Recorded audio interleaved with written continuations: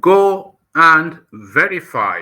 Go and verify. That is the challenge, and this is the challenge that we're taking on. So that's the invitation by the Labour Party presidential flag bearer, Peter Obi. So he is running his presidential campaign on his antecedents as Anambra State governor. So he has listed a series of achievements, and he is off the back of his performance as Anambra State governor, pleading with you to elect him president of Nigeria so that he can repeat and even advance his achievements as a Peter, not as Peter, so he can repeat and advance his achievements as the Anambra State governor. So that's the request that Peter Obi has of you to vote him president so that he can build on his achievements as Anambra State governor. So he invites you to go and verify his records. So what we'll be doing in the course of this video is to, because the best way to really make the assessment, of course, is to do like a peer review well, not a peer review, but a peer comparison. So to do a peer comparison. So it'll be a bit remiss and it be a bit disingenuous to compare Obi's performance in Anambra against other states. If we were comparing it against Lagos State, then Lagos State has an unfair advantage. It's been the former capital of the richest country in Africa, and it having just a plethora of investments there. And we cannot compare it with Kebbi or Gombe because those are just dead poor states. So what we will do is we'll stay within Anambra State, but rather than compare Obi's performance in Anambra against other contemporary governors in other states of that time, what we will instead do is to compare Obi's performance in Anambra State with his successor and his predecessor, or should I sequence that, his predecessor and his successor. So that gives us then a good feel of how he managed that space as compared to how people before him and people after him managed that space. So we'll be doing the comparison courtesy of somebody that has already done the work. So we're just going to piggyback off the work that this person has done. And then, of course, you run your commentaries in the comment section. So I'm going to share a screen for this. So let me bring the screen up. Okay. So here it is. So this is the screen that we're going to be sharing. It's a Twitter piece of work. It's a piece of work done on Twitter by this person that goes by the hashtag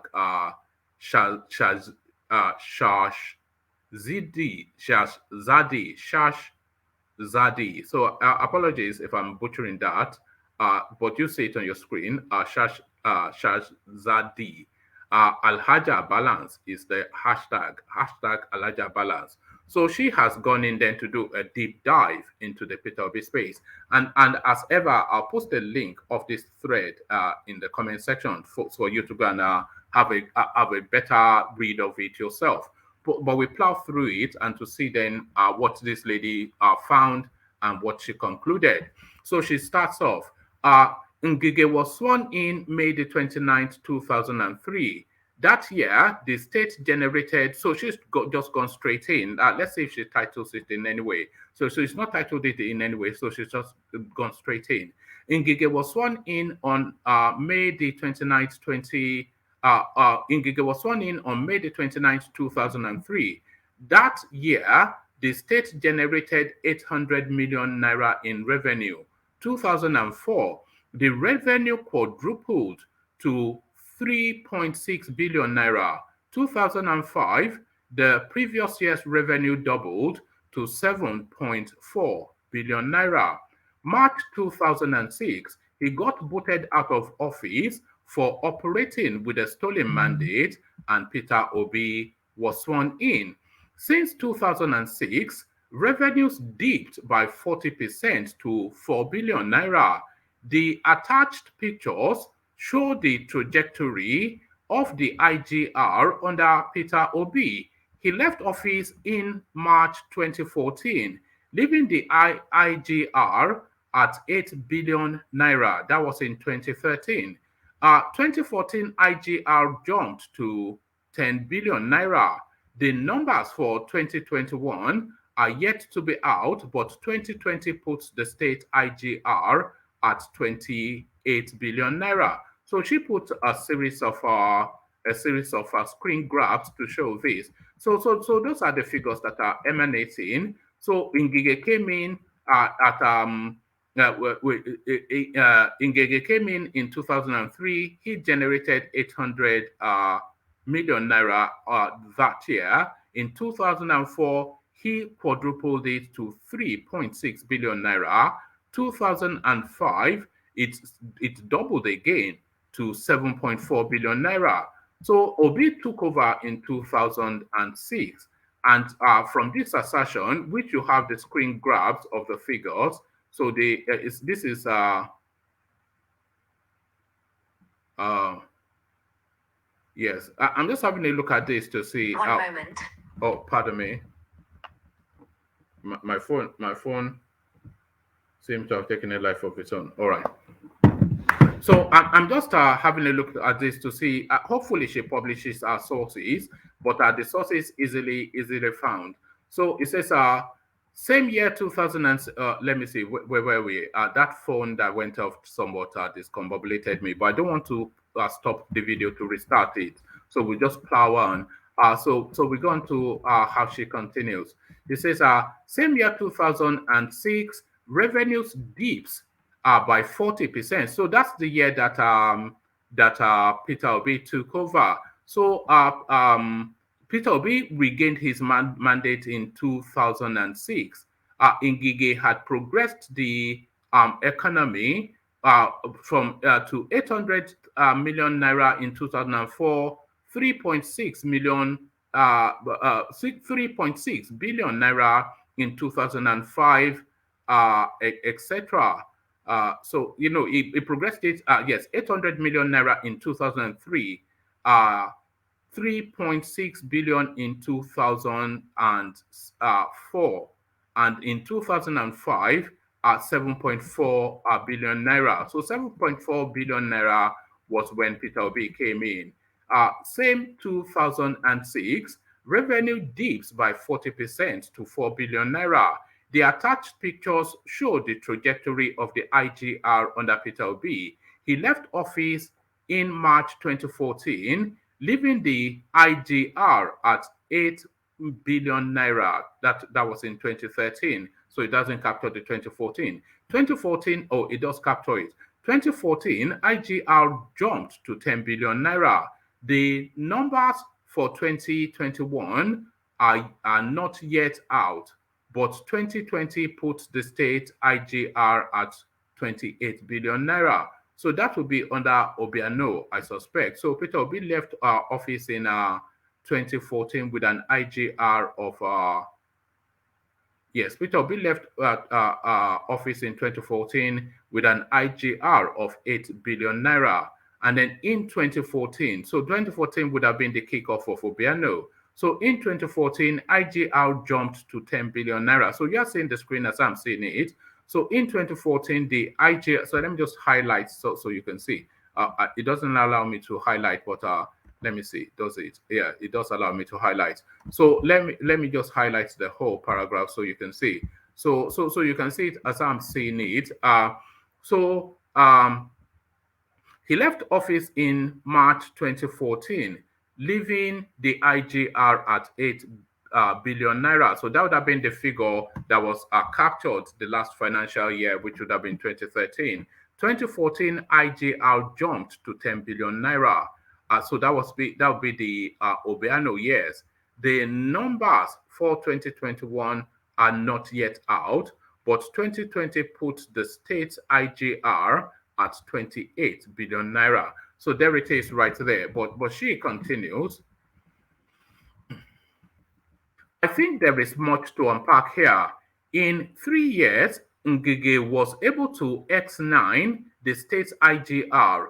Obiano was able to do X 3.5, whilst Peter Obi could barely move the needle. It took Peter Obi 8 years to surpass what he met on ground, and the difference was just 1 billion naira. Is this the person you people are saying will perform wonders? I need to paint a picture of Ngige's 3 years so we understand. Ngige got sworn in May. By June, he had fallen out with his godfathers for reneging on their agreement. July, he was abducted and forced to resign. Uh, so this she's just speaking freely. So he shall managed to scale through that hurdle and was back in office. The FFG year, uh, there was some court judgment that sacked him from office. The police withdrew his security on the advice of the AGF. For 8 months, a governor was being guarded by vigilantes and private security. Same 2004 in November, hoodlums allegedly financed by the Uba brothers, Ngige erstwhile godfathers, took over Anambra for 3 days. They burnt down government buildings, the government radio stations. I think the government house was also touched, Ngige's office, and I think his deputies. This is the environment Ngige operated in and was able to X9 the state revenue. Peter Obi didn't also have it easy. He got impeached same year he was sworn in, but he was there for 8 years. Got the keys to two major commercial centers, Nnewi and Onitsha, and these are his results.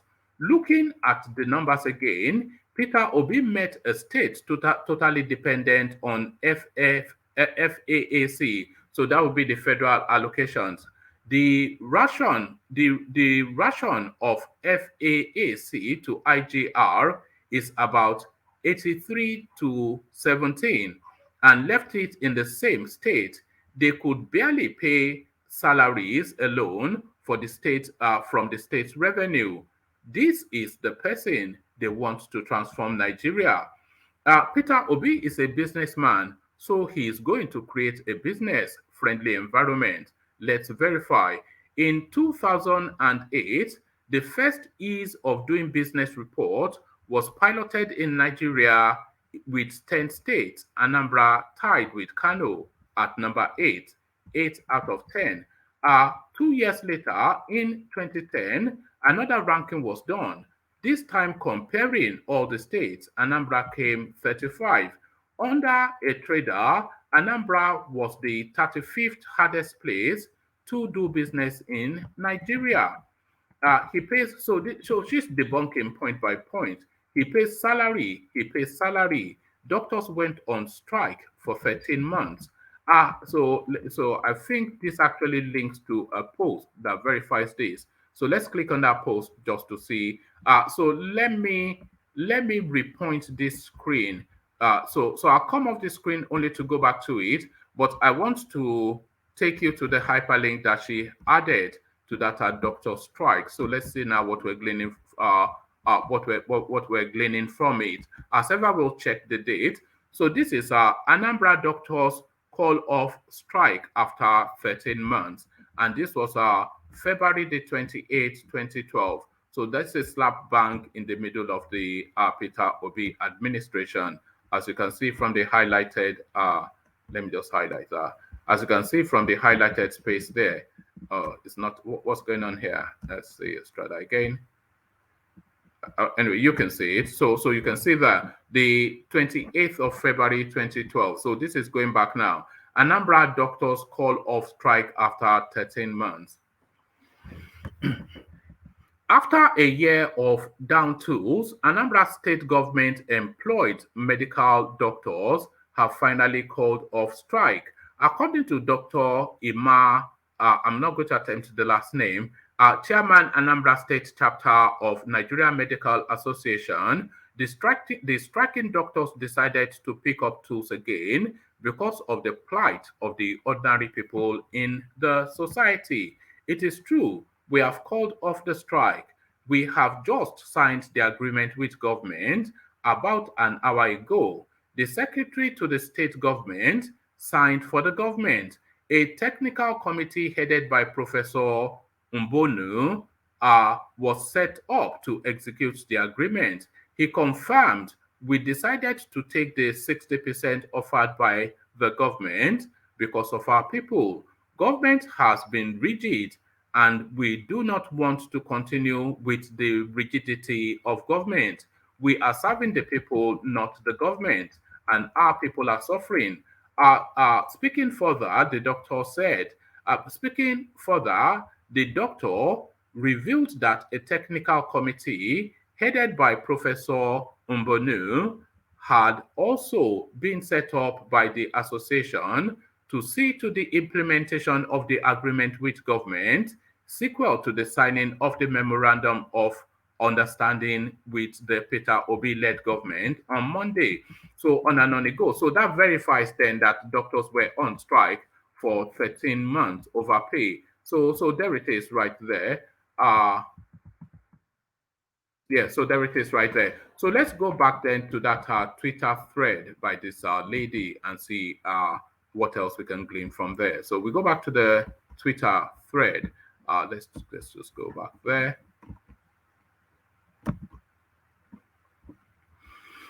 Okay, so yes, let's just go up a bit. So he pays salary. Doctors went on strike for 13 months.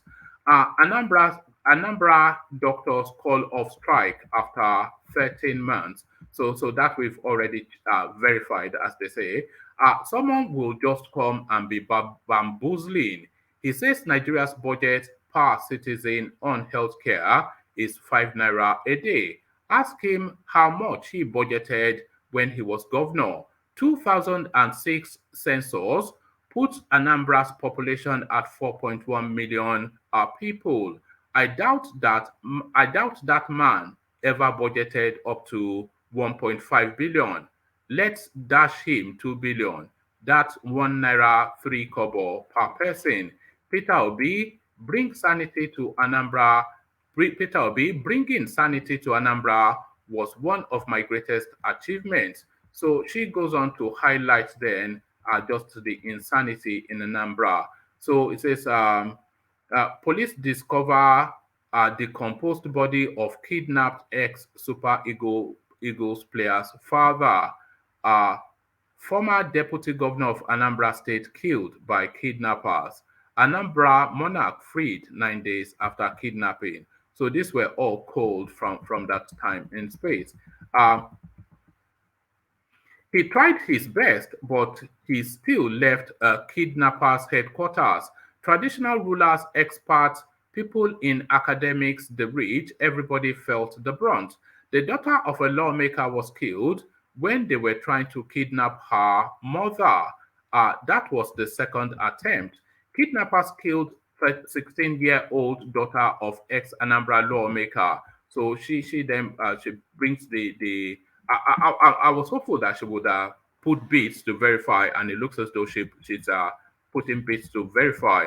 Whilst whilst this was going on, SARS too were dealing with people. When one of his I don't know what stand, or I think that stand is in reference to what the Eminem song. Yes. Whilst this was going on, SARS too were dealing with people. When one of his stands put him on the spot over Akuzu, he turned to Ogogo, Walahi, Talahi, uh, Mofi Olorun, Oba, She Eleri. So there it is. I think she's a Yoruba woman. He will go to Arise and say it is because Nigeria is not providing jobs.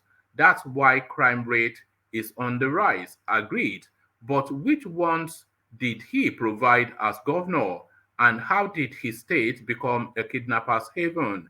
Evans was operating there before he migrated to Lagos. Someone that did not think pensions was important till an elderly woman seized his Bible. He has shamelessly told this story repeatedly because he knows Nigeria places a premium on entertainment, humility, and religiosity. Oh, he still goes to mass. No bodyguard. He. Unfortunately, his website is down. That's where I read that nonsense, but I found a video on TL. So let's see what video this is. So we click on this again, and then all right, that leads to a dead end. So yeah, so that leads to, let's see. I think that video may well have been taken down as well. They are quickly shutting down everything that debunks the narrative of Peter Obi. It seems like.